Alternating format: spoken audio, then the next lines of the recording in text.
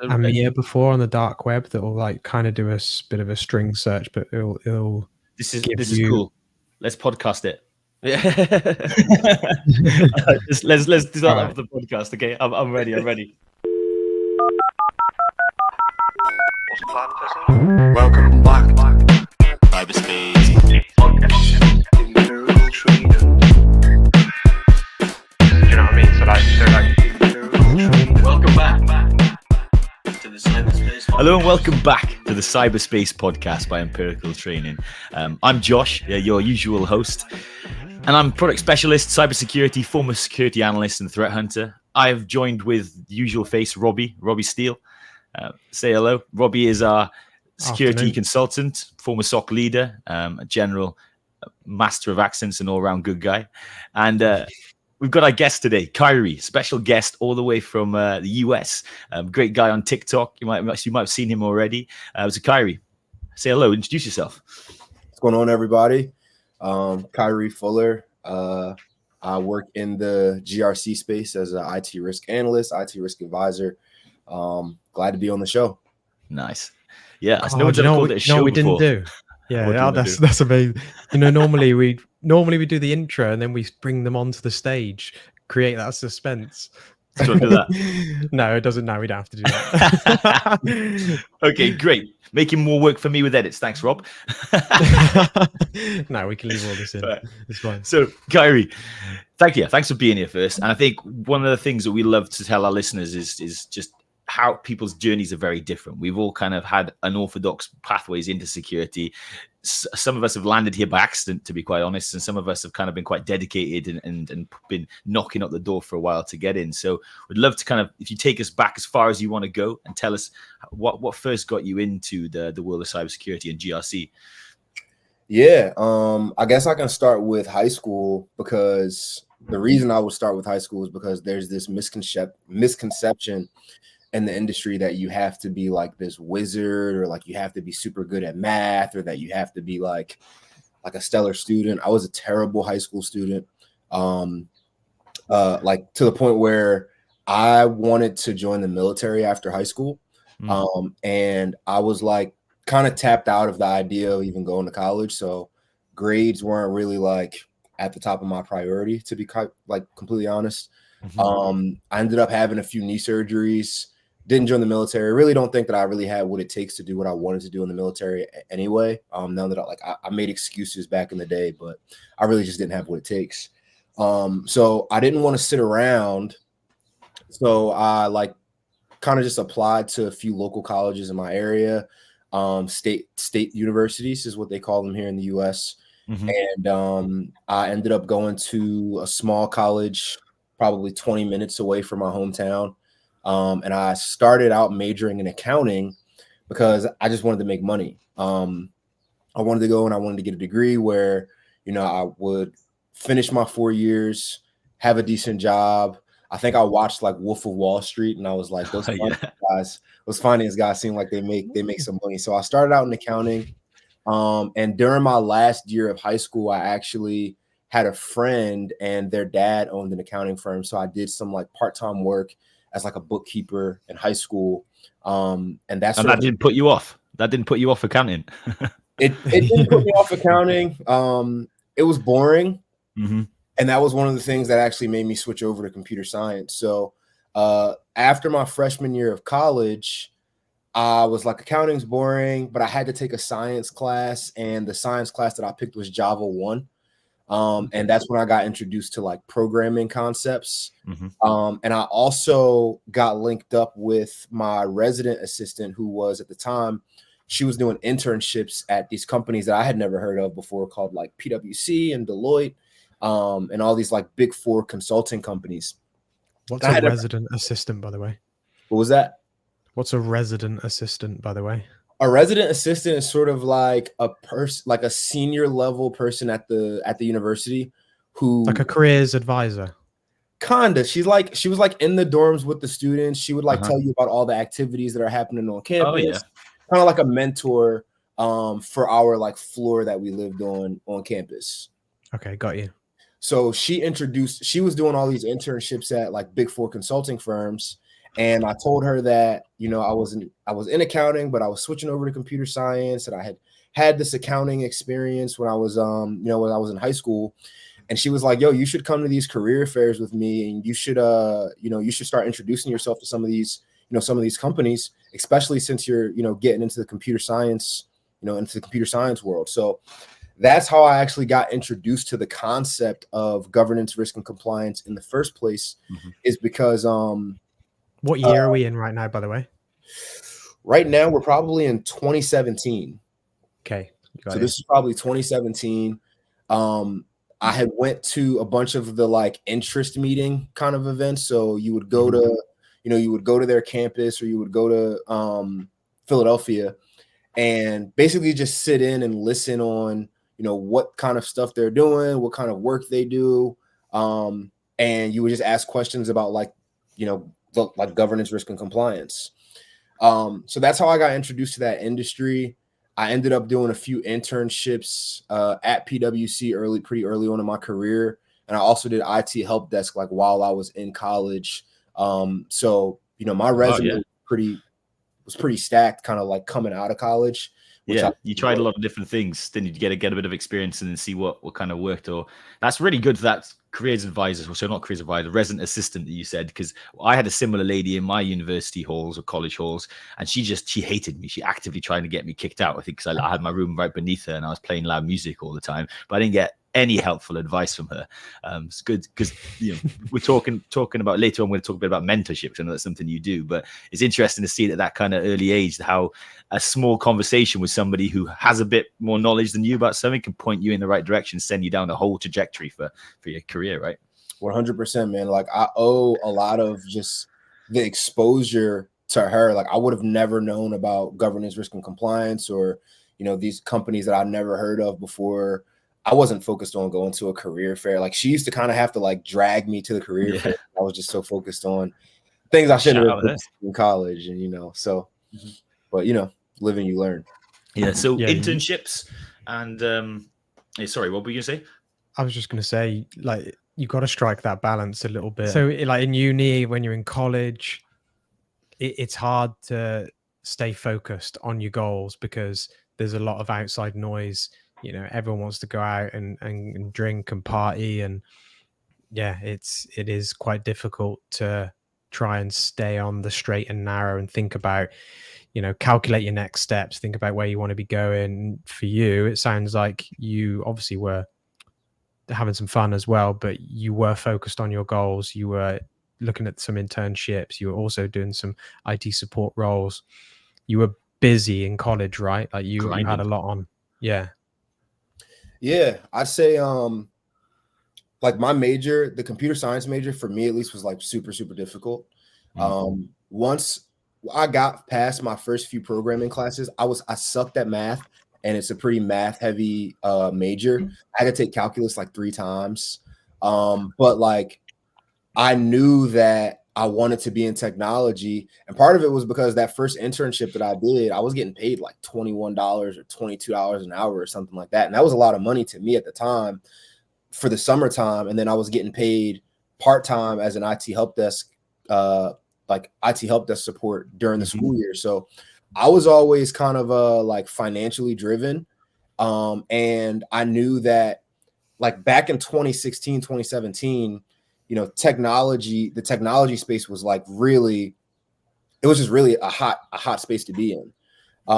So I knew that, and that's kind of how I wanted to position myself out of college. And that money was talking, man. Like when I was doing those internships and I was getting paid that much as an intern, I was like, imagine what I would be getting paid if I was doing something like this full time when I leave college. It's kind of that's what motivated me to, struggle through a computer science degree for 4 years. Yeah. So were you not super technical before that? Was kind of the computer science very much the first time you'd seen any sort of programming language or had any sort of hands-on experience doing anything other than, I know, doing dodgy downloads on the internet probably before that? Like, is that fair?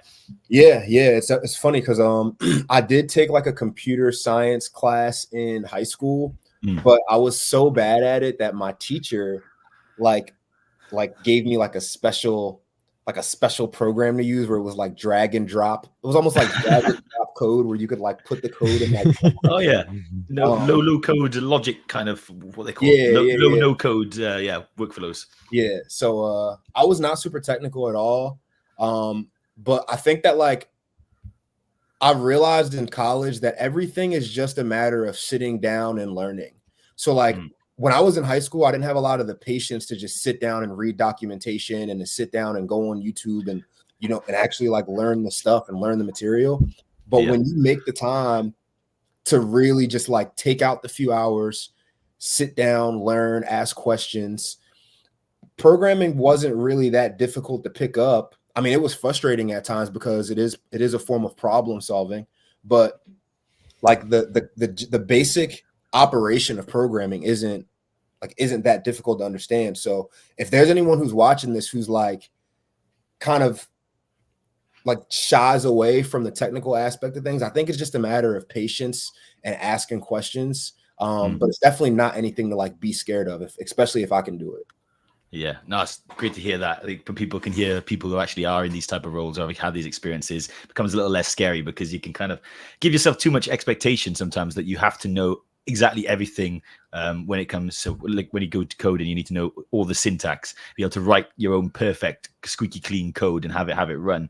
I despise that part of it. Like I can't write a working piece of code to save my life because I hate syntax, but I like to learn about it and what it's kind of doing and read other people's code and kind of interpret it. And that's one of the things I thought was great about cybersecurity. I can't automate anything, but I can tell you what someone's automation is going to be doing. So it's about, you don't have to be 100% with something. You can find a way to take the bits you need from it or that you vibe with, that you click with you. And don't worry if the other bits that don't always click with you, because there's a whole, you showed different tangents you've been on. We've been on a lot of tangents ourselves. It's not one guardrail path that just this step. It's actually a really kind of messy journey, lots of left turns and right turns. But where are we now, Kyree? We're kind of, you got the internships, GRC. Is this when you're like, hey, damn, GRC's got it. This is money talks. I'm following that money.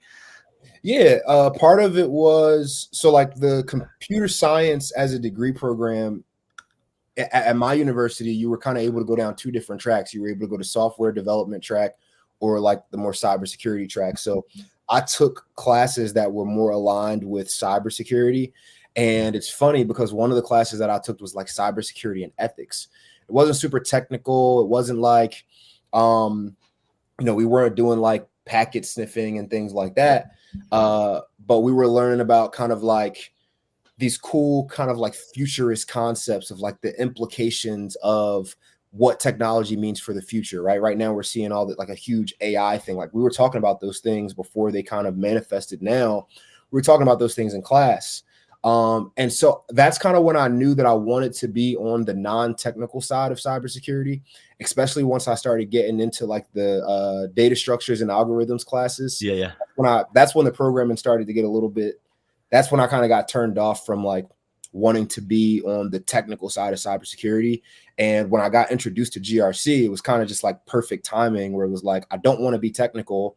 I was kind of confused at like, well, what am I going to do in cybersecurity that's not technical? And then I was introduced to GRC and I was like, this seems like the perfect thing for me. And I think we did this at the top of the call, but I want to define GRC again, just because we use too many acronyms in security and we assume everybody knows what we're talking about, but there might be people listening who's not. So could you just give us that Oxford English Dictionary type of definition of what is GRC? Sure. So GRC stands for governance, risk, and compliance. Governance is basically, so the way that I like to explain GRC to people is GRC inherently is not a cybersecurity function. I think that it's more so of an information security function. And what I like to say is you can have a GRC function without having a digital infrastructure, right? So like, if you think about governance, if you think about risk and you think about compliance, governance is really about how an organization runs, what are the goals of an organization, and how are we tracking metrics to ensure that we're on track with those goals, right? If you think about risk, it's about weighing the benefit of maybe onboarding a new technology or whatever the case may be. It's about weighing the benefit to the negative outcome and understanding what's the likelihood and the impact of those negative outcomes. And if you think about compliance, it's just a matter of making sure that whatever business I'm in is compliant with local or federal or state laws, regulations, and things like that. So the cybersecurity element comes in solely because we just have, like, every business just happens to have a digital infrastructure by the nature of like being a modern business. So you have to take a lot of those sort of like GRC elements and kind of put them over top of digital infrastructure. And that's how GRC kind of gets coupled with cybersecurity. But GRC, in my opinion, is natively like a business function. That's a really great way to explain that, actually, because I've, as a cybersecurity professional, I've only really interacted with GRC when it's been in the cybersecurity context, and almost, yeah, I understood that there are differences in the roles, but I guess I hadn't thought about it being something that's been around way before cybersecurity. It just happens to be so intertwined now because that's everyone's online, everyone's digital, everyone uses computers to get their stuff done.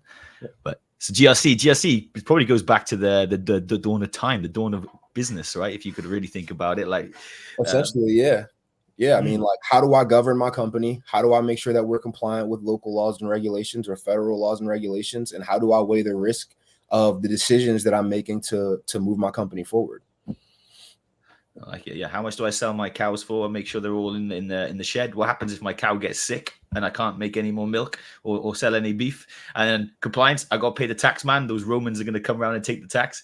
Maybe I love taking it back to the ancient times. It's just something in my head makes life a simple thing. It's a simpler time back then, in my head at least. I'm sure it wasn't in reality.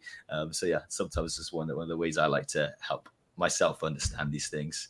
Rob, what's your interaction with GRC? You've had lots of kind of SOC leadership, consultancy roles. Have you had much to do on the other side to the GRC team? Just interacting with them when we need to, like if there's audits, then they will assist us with those audits, but day-to-day functions kind of siloed really for the most part. Okay, nice. And so Kyree, let's go back to your journey. We are now internships just kind of completed. How did you make your first step into it as a, not as a little bright-eyed intern? So, funny enough, after my so I did 3 internships during college, and I was unfortunately not offered a full-time position afterwards, which is kind of like, not super normal, right? Like usually when you do 3 internships at a company or whatever, typically they offer you a full-time position. That's kind of usually what happens. So I was kind of lost when I wasn't offered a full-time position. It kind of surprised me. So I kind of got on the grind like everybody else. I had an Excel sheet and I listed out a bunch of companies that I wanted to work for and a bunch of positions that I wanted to work for. And honestly, I was applying to everything. I was applying to software development roles. I was applying to SOC analyst roles. I was applying to GRC roles. And I ended up getting my first position at a large software company based out of Europe, actually. And so my first role was as sort of like a compliance associate. But the funny thing was about that role was that I wasn't really doing like compliance heavy work. I was actually doing more automation work. So I was doing a lot of RPA stuff, so like robotic process automation. But it was like in the context of security compliance, which was really cool. But it was more based around like process efficiency, lean methodology, Six Sigma sort of stuff in the context of security compliance. And how big was that team that you were working for? Was it just you, or were there a couple of people in that team? So we had a manager. There were 4 of us on that team, and then there was a team that we managed. That team had about like 5 people because we wanted to have global coverage, basically. But with that, the objective of that team was basically, I'm sure you guys are familiar with like SOC reports. So, right, there's a bunch of other different types of compliance, like attestations.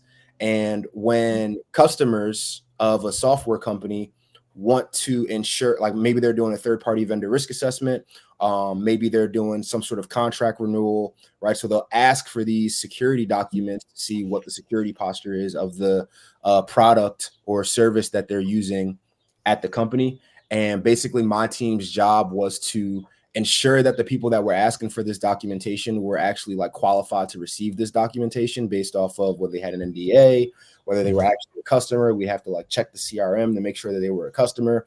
But the big project that I did there was basically automate that entire, I guess you can call it like an identity and access management process, where it was like, how do we validate that this person is a customer?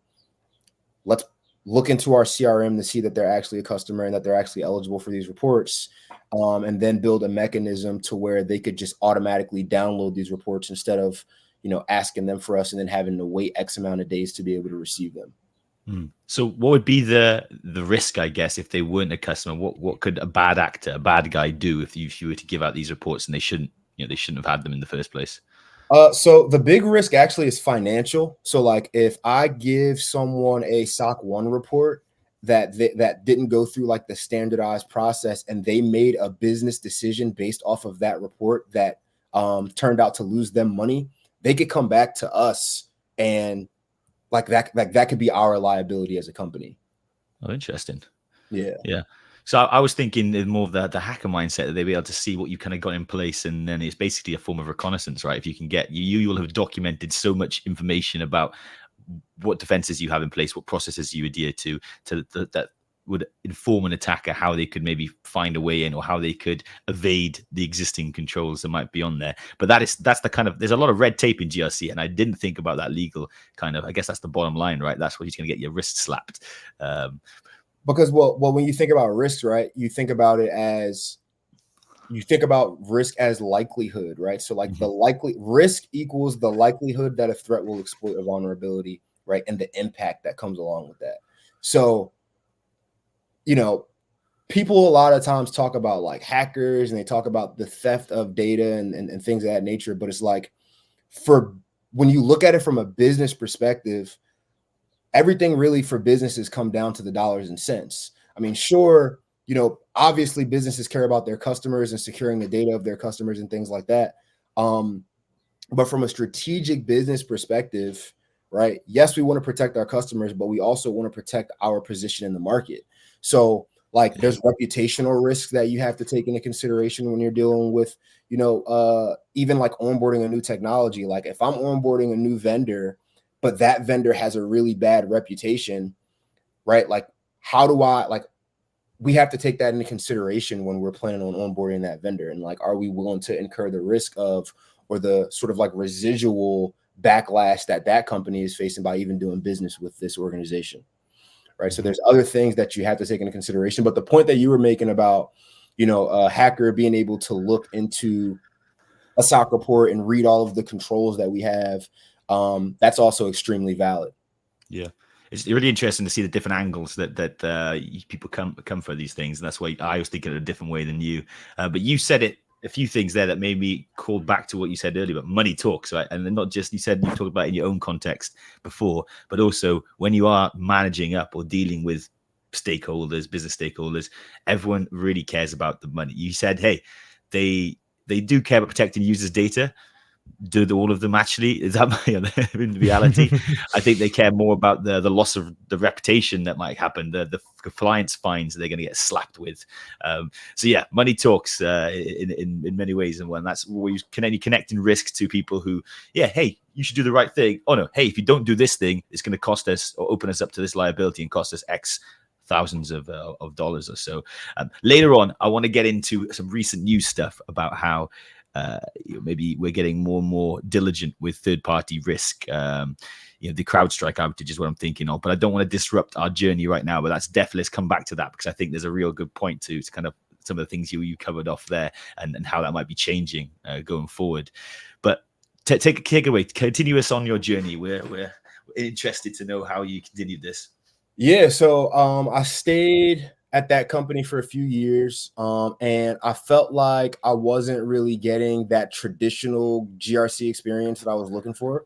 Because again, I told you guys that I was kind of doing like automation work. I was being introduced to GRC concepts. I was being introduced to a little bit of risk. I was being introduced to compliance, but I was really almost in the role of like kind of like a project manager in the context of governance, risk, and compliance. So that's when I decided to sort of make a jump to the role that I'm in now, which is an IT risk analyst. I've been in this role now for maybe 7 months.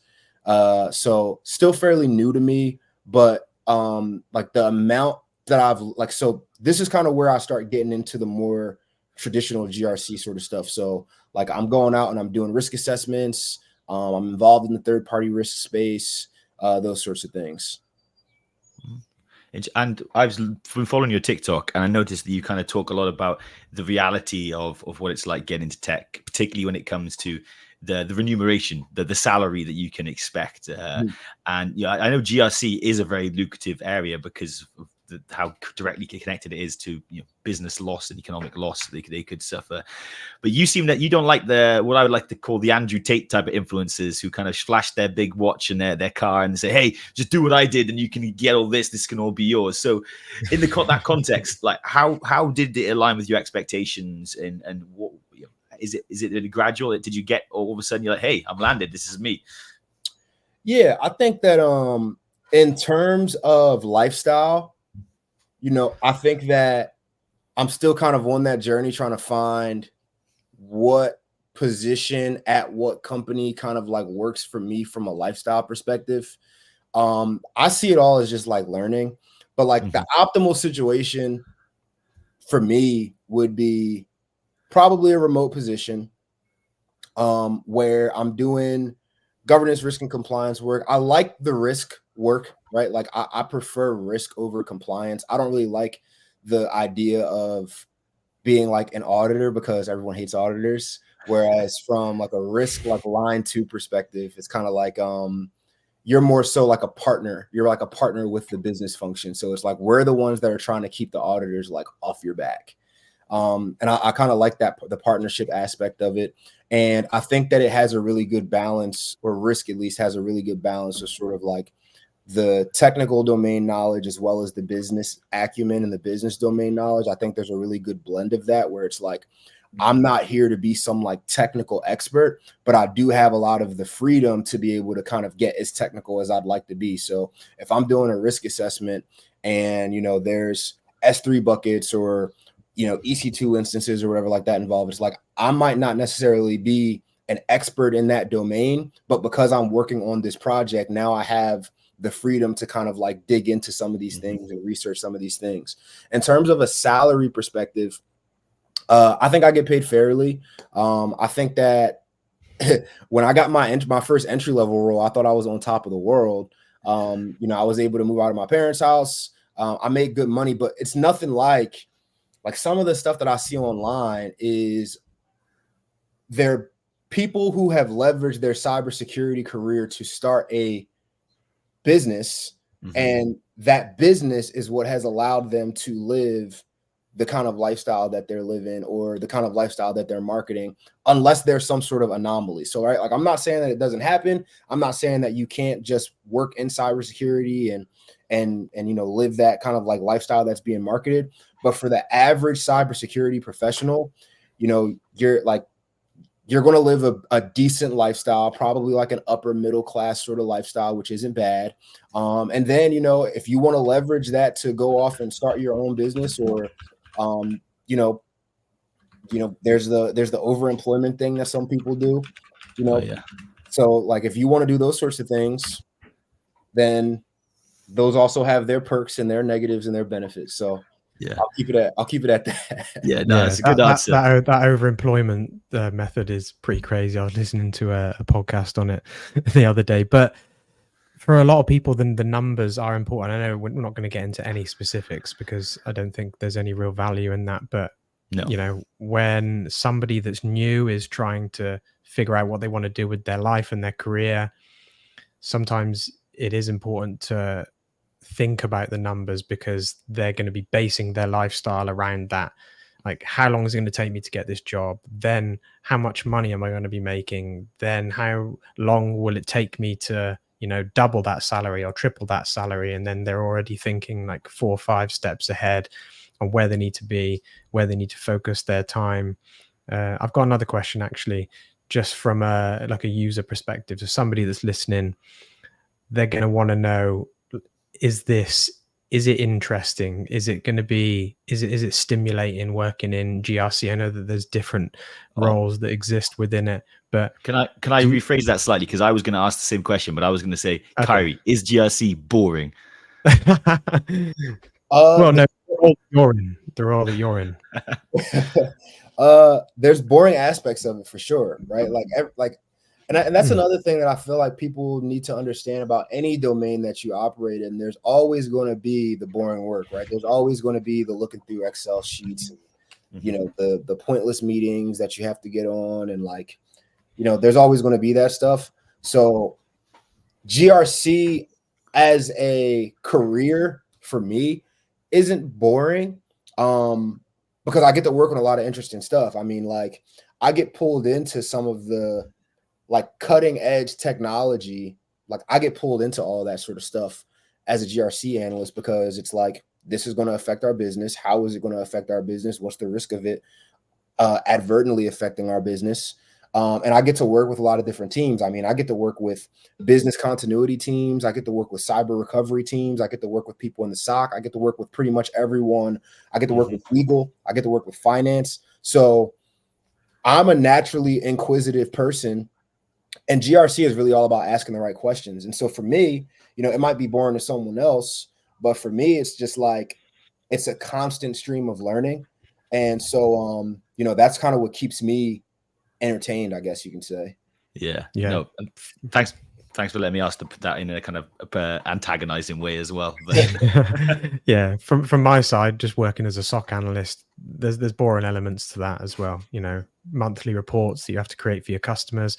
I know there's going to be a lot of companies out there that automate the majority of that task, and so they should, but there are a lot of companies that where they're doing it manually currently, which is a bit of a pain. But red teaming, when you're doing penetration testing jobs, you know, when you're out on these big engagements, when you come back, you got to write up those reports. And again, some of it will be automated, but you know, there's a lot of context that is required within those report writing. So yeah, I like how you brought up red team in there, because I think there's a bit of, you know, it's probably an unfair stigma that GRC gets from the cybersecurity people, because that it is boring. Because when we do have to interact with GRC, it's normally, hey, I need all this information because I got to fill out this kind of audit report. You mentioned auditing being the kind of most boring side of it, and then Rob, you said pen testing or red teaming. That seems to be, certainly from the outside, the most glamorous of all the security roles. You know, in our community, most people come to us and they say, hey, I want to be a ethical hacker. I want to do bug bounties. It's like, hey, that's a long journey to get to a place where you're able to find a bug that no one else can and claim 100K off the back of that. And on that journey, you're going to have to write a whole load of reports, because you have to document even when you don't find anything, because that's valuable. And that ends up becoming half of your time is not, I'm a cool hacker with my hood up, you know, zeros and ones flying across my screen. It's I'm writing in Microsoft Word. I want to make a comment on something that you just said in terms of like that juxtaposition of like red teaming and GRC, and sort of like the stigma that GRC has of being like, I just need all of this information, like just kind of coming in and saying like, I just need this information from you. Right? Like, that's the art of what makes a good GRC analyst, is when you can position yourself in a business as someone who wants to partner with someone, instead of being the person who just says, hey, I need you to fill out this questionnaire. I need you to get me all this documentation. See you in a few months. Right. Like, right. Like, so like a part of the work of a GRC analyst is very soft skills based, because the more that you have this stigma in your organization as being the person who's just going to come and kind of like interrupt my workflow of business, or interrupt my workflow, ask me for a bunch of stuff that I don't need, or that I don't have the capacity to like share at this time. Right. Like, people are going to kind of be reluctant to give you the information that you need, and you're not going to be able to develop those partnerships to actually like move the strategy of the business forward from an IT or a cybersecurity perspective. So a part of that art is being able to say, hey, listen, like, I know that you guys are super busy. I want to be respectful of your time. You know, what time works for you? How can I best collaborate with you guys and sort of integrate into your workflow so that we can both get what we need to get done, and so that I'm not being an extra burden to you as like a stakeholder, right? Like, that's a part of the art of being in GRC that, you know, kind of like separates the average GRC analyst from someone who's really good. Kyree there, and Robbie, of course. Really interesting to hear a candid conversation about GRC governance, risk, and compliance, and the realities of that role. In cybersecurity, we are very much adjacent to it. You know, there's definitely overlap, but some purists would say, hey, that isn't a cybersecurity role. And some would say, well, it absolutely is, because everything we do for cybersecurity essentially falls under governance, risk, and compliance. But actually hearing what the reality is of that role, what it takes to succeed in it, and how many different things you get to be a part of. I was really interested to hear, actually. I think a lot higher of government risk and compliance than I did before. And maybe I should have thought higher of them already. But thank you, Kyree, for kind of giving us that insight into that life, and really inspiring and to hear his story and the different turns that he took, kind of not knowing where he wanted to be initially, to ending up to be this, you know, very clearly driven, successful individual, and that you can all hear from in the podcast. So thank you very much, Kyree, for kind of lifting the lid on governance, risk, and compliance. This is just the part one. We do have more to talk about with Kyree. This was really focused on his journey, but next we're going to talk a little bit more about, you know, what goes into GRC, and how other people can get into it as well. Because one of the things that he'll talk in detail about is how he can actually help mentor people, guide them, give them the kind of signposts they need for their journey or pathway in order to get to a governance, risk, and compliance role, if that's something that you want to do. So follow him on TikTok. You know, Kyree, you can find him on TikTok and Instagram. If you type that in, he should come up. He has some great content out there, and really refreshing, kind of straight talking content. None of this hyperbole, none of this clickbait type of intros. He's very good. I enjoy his stuff, so I recommend giving him a follow.